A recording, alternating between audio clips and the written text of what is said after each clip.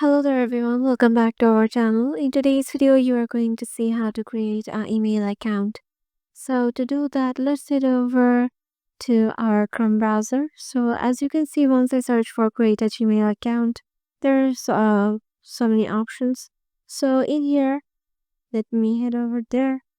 So as you can see, if you want to create a Gmail account, there are some options like go to the account sign in page and then click create account from the top down and select if this account is for your personal use, a child account, or business. Then enter your name. You'll be asked to add your birthday and gender, and then username field. Enter your username and enter and confirm your password and click on next. And here they will just want a phone number from you and it is optional, and then click on next and your channel will be ready or your Google account will be ready.